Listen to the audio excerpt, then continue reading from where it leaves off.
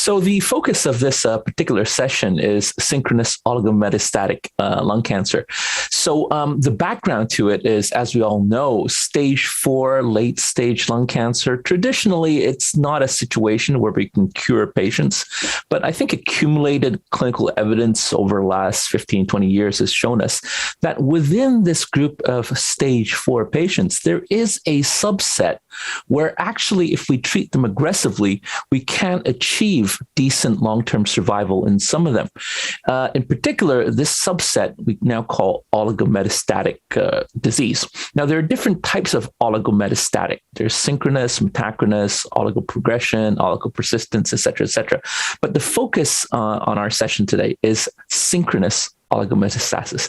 So what does that mean? It means that at the time the patient is diagnosed with stage 4 lung cancer, there's a lung cancer, the original bit, but there's only a limited amount of metastasis. So it's spread only to maybe one or a couple of organs, and the number of metastases is very small. And I think accumulated evidence over the years has now shown that if we select these patients carefully, if we do the correct treatment, we're going to get good results. And it's now reached such a stage that it's worthy of in-depth discussion at the European Lung Cancer Conference, and that's what we're going to be doing. I think what I was saying earlier about my particular talk in this session on synchronous oligometastatic disease is that I want to emphasize that in order to provide the very good localized treatment and the very good systemic treatment that the other speakers will talk about, the crux of it is to identify the correct patients to offer such aggressive management to. At the moment, the funny thing is, although we all recognize that there is an oligometastatic state in stage 4 lung cancer, we haven't come to a consensus yet about what the exact definitions of an oligometastatic disease are. We don't know. The consensus is still relatively vague. However, we do have some rough ideas. We know that you need to have a limited number of organs involved.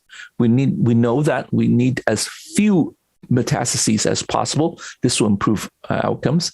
We also know that the organ itself that's involved in metastasis is also important. For example, and in particular, brain metastases. If you have limited brain metastases, these patients seem to do better according to accumulated statistics. We also know that lymph node status is important within the chest. It doesn't mean that if you have N1 or N2 metastases, we rule out oligometastatic strategies completely, but it does mean that the outcomes are affected, and that might come into play when you're considering in an MDT how to manage these patients. We also know that within so-called oligometastatic disease, we need to differentiate multifocal non-small cell lung cancer.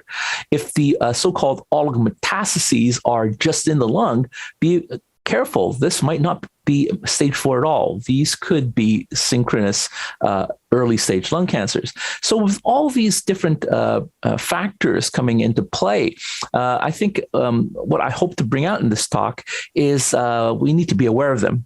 And we need to be able to discuss these eloquently and intelligibly at the MDT meeting in order to find the right patients to offer treatment to.